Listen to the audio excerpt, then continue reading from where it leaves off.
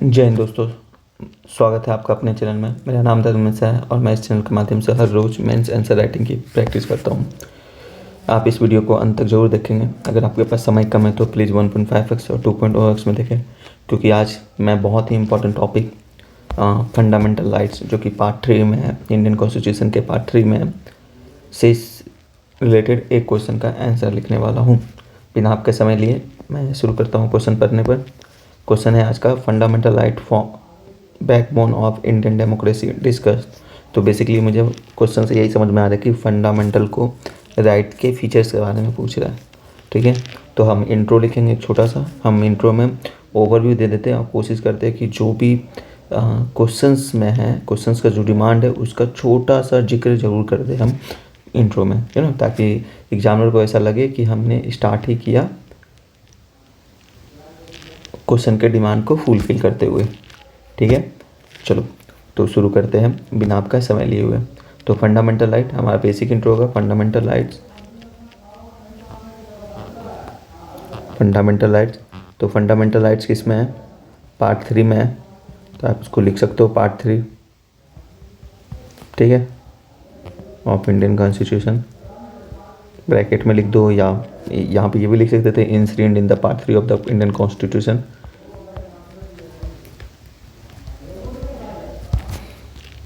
कोई पूछते हैं क्या हम यहाँ पार्ट 3 लिख सकते हैं? इंडियन कॉन्स्टिट्यूशन नहीं लिख सकते हैं, पर थोड़ा सा डाउटेबल हो जाता है क्योंकि पार्ट 3 मतलब आपको बताना तो पड़ेगा कहाँ का पार्ट 3। तो जब भी आप पार्ट 3 लिखोगे, आर्टिकल 21 लिखोगे आंसर राइटिंग में, तो मोस्ट इन द केस, अगर एग्जाम्पल नहीं लिख रहे हो तो आपको मोस्ट इन द केस आपको पूरा लिखना पड़ेगा article 21 of the Indian constitution. ठीक है, ये ध्यान रखने वाला चीज़ है।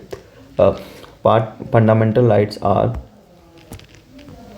बेसिक राइट्स है जो कि सबको होना चाहिए।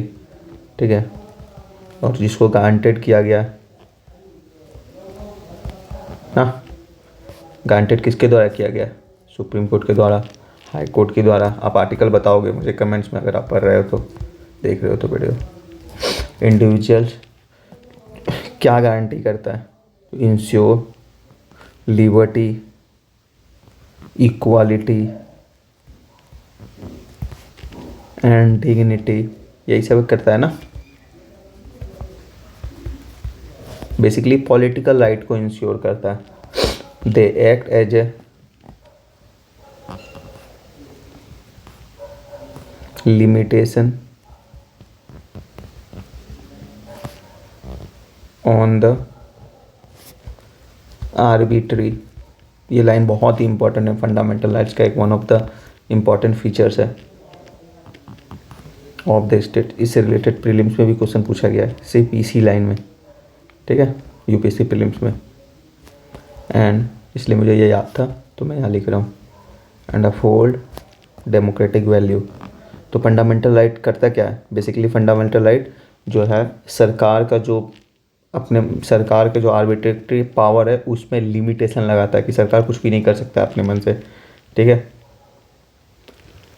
डेमोक्रेटिक, और इससे क्या होता है, हमारी डेमोक्रेटिक वैल्यू जो है वो अपहोल्ड देते हैं। चलो ये हो गया इट। अभी देखो क्वेश्चन में क्या था कि बैकबोन ऑफ इंडियन डेमोक्रेसी दिखाना है, तो यहाँ पे आप लिख दो it form the backbone of Indian democracy. ठीक है, लिख दिया। इससे पता चल गया कि भाई साहब जो क्वेश्चंस के डिमांड है वो हम फुलफिल करने वाले हैं। ये तो टेलर था। ठीक है, अब हमारे बॉडी पार्ट आ गया। बॉडी पार्ट हम क्या करते हैं, वही जो क्वेश्चंस है उसी को हम लिख देते हैं। जो ना क्वेश्चन के जो मेन कीवर्ड्स है उसको ही हम बॉडी पार्ट्स के सब हेडिंग बनाते हैं। तो कीवर्ड्स यहाँ क्या, बैकबोन है क्या, तो हम लिख देंगे हाउ। तो बेसिकली फीचर्स लिखना था, तो हम यहाँ पे हाउ फीचर्स ही लिखेंगे, पर हम सब हेडिंग कुछ और बनाएंगे। सब हेडिंग उससे रिलेटेड बनाएंगे, किससे? क्वेश्चन से के डिमांड से ले जाते हैं। How fundamental rights, how fundamental rights form backbone of Indian constitution. ठीक है,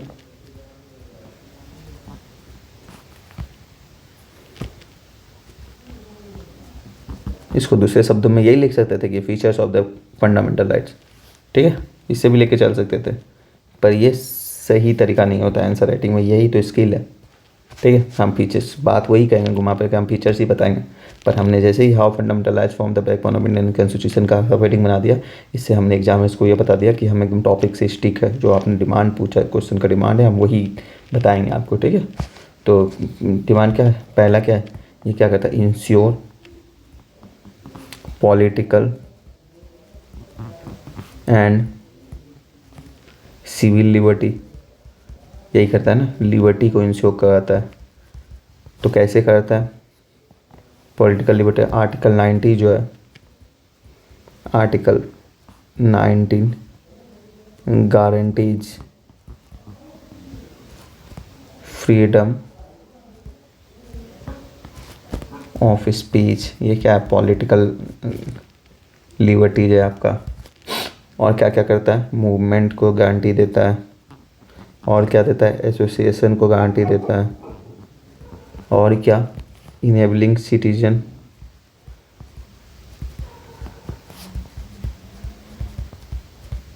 पार्टिसिपेट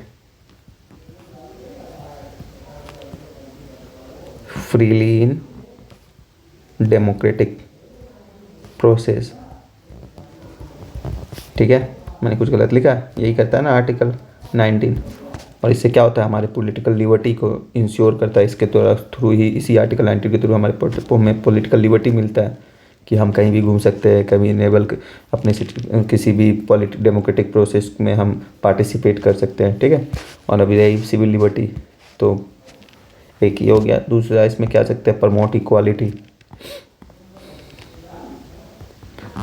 प्रमोट इक्वालिटी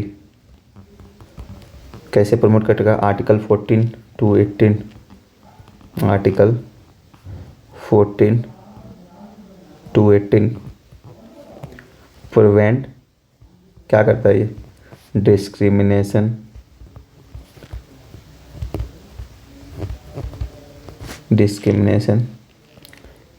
एंड, और क्या करता है इसमें, एंड एबोलिश अनटचेबिलिटी, आर्टिकल 14-17 होता है ना, अनटचेबिलिटी।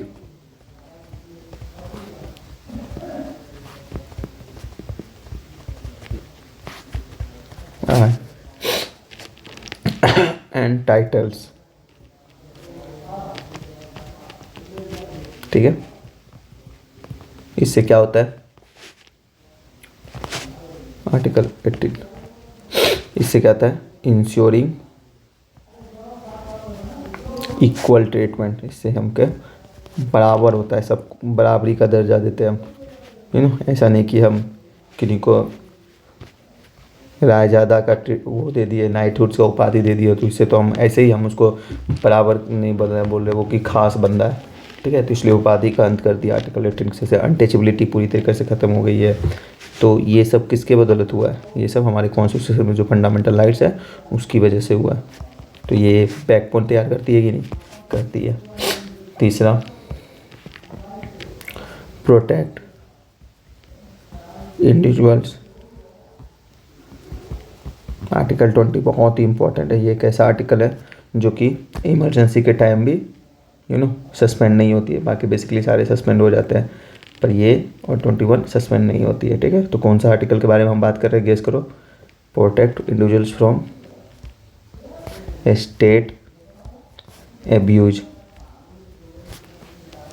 याद आ गया, आर्टिकल 20, आर्टिकल 22, ठीक है। तो प्रोटेक्शन इन क्रिमिनल प्रोसीडिंग्स, तो ये एक आर्टिकल है जो कि इमरजेंसी के टाइम भी सस्पेंड नहीं होता है, आर्टिकल 20। और ये क्या है, फ्रॉम स्टेट एब्यूज किसके थ्रू कर सकता है, स्टेट एब्यूज तो आपको आर्बिट्री अरेस्ट कर भी सकता है, तो अरेस्ट करने के लिए क्या आर्टिकल 22 आ गया। तो सेफगार्ड अगेंस्ट आर्बिट्री अरेस्ट, तो उसके बाद क्या है,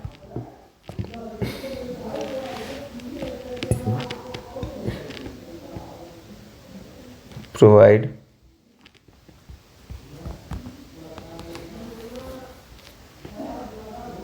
स्ट्रॉन्ग रिमेडीज। रिमेडीज के बारे में जैसे होगा तो उसी तरह आपको आर्टिकल 32 के बारे में पता हो गया होगा। ठीक है, article 32 gives citizen the right to move the Supreme Court. यही होता है ना, आर्टिकल 32 क्या देता है कि कोई भी सिटीजन डायरेक्ट सुप्रीम कोर्ट जा सकता है। कब? जब उन्हें लगे कि उनकी फंडामेंटल राइट्स वायलेट हो रही है।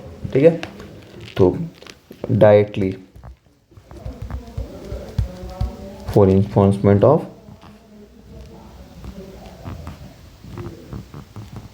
राइट्स।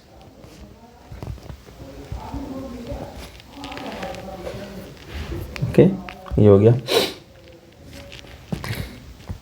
और आप क्या क्या लिख सकते हो, प्रोवाइड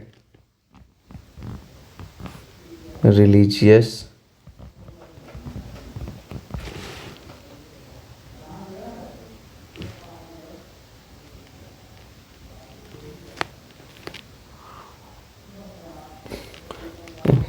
प्रमोट सेकुलरिज्म लिखते हैं, ये ज़्यादा अच्छा लगता है। Promote secularism. Article 25 to 28 ensures individual and domination of any religion to promote their religion। इससे क्या होता है, काइंड ऑफ तुम्हारे सेकुलरिज्म कर रहे हैं कि हम किसी को रोक नहीं रही है, जो वो जो करना चाहता है वो कर सकता है अपने धर्म को प्रमोट करने के लिए। ठीक है, आर्टिकल 27 क्या होता है, टैक्स नहीं लेते आर्टिकल 27 में। चलो ठीक है, और क्या होता है, और क्या है, expanding scope through judiciary.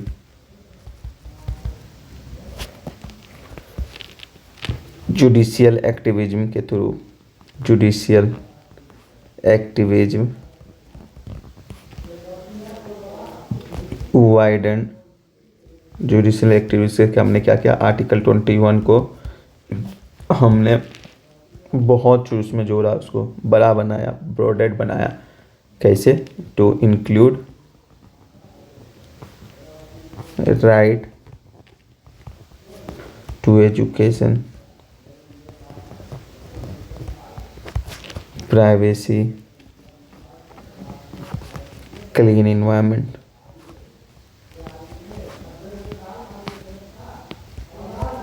Etcetera.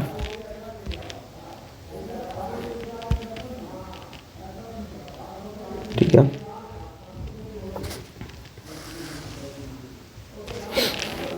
अब क्या है, अब हम कंक्लूजन लिखेंगे। कंक्लूजन एक तो स्मॉल लिखना है, fundamental right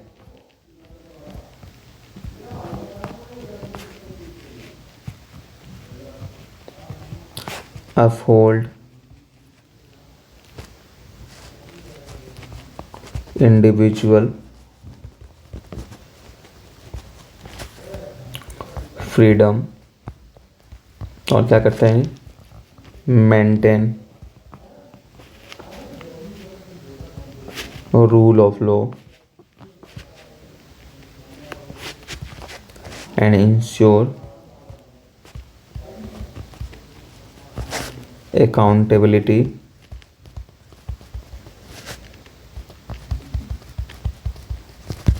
ensuring accountability of the states। और ये क्या करता है? मेकिंग देम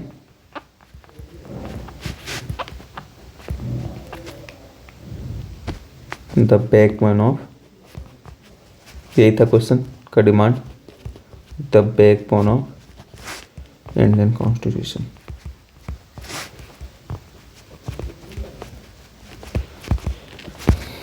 चलो लिखा गया। अब आप देख सकते हो कि हमने क्या क्या लिखा है। हमने फंडामेंटल राइट्स को फीचर्स के बारे में बेसिकली पूछा था, तो फंडामेंटल राइट का एक अच्छा इंट्रो दे दिया। इंट्रो में हमने जो उसके बेसिक्स क्वालिटिक्स है, सॉरी क्वालिटिक्स बोलते हैं, बेसिक जो क्वालिटी है वो दे दिए। और जो सबसे इंपॉर्टेंट काम जो फंडामेंटल का होता है कि act as a limitation on the arbitrary power of the state. ठीक है, फिर फीचर्स ना लिख कर हमने लिखा है, सब टॉपिक बनाया how fundamental rights from backbone of Indian constitution. ये इसलिए बनाया ताकि एग्जामिनर्स को लगे कि हम आपके जो डिमांड है उसी को आंसर कर रहे हैं। फिर बेसिक्स पॉइंट्स दे दिए, सब हेडिंग दे के, promote equality, protect individual from state abuse, provide strong हो गया, प्रमोट सेकुलरिज्म हो गया, एक्सपेंड स्कोप थ्रू जुडिशरी हो गया। ठीक है, और एक कंक्लूजन लिख दिए। बढ़िया है, ठीक है, बढ़िया क्वेश्चन है। अच्छा लगा आपको, आप अंत तक बने रहे, you are very serious person. ठीक है, इसी तरह हम आगे भी प्रैक्टिस करते रहेंगे हर रोज़ क्वेश्चंस को यहाँ पे इस चैनल के माध्यम से। बने रहिए, तब तक के लिए धन्यवाद। जय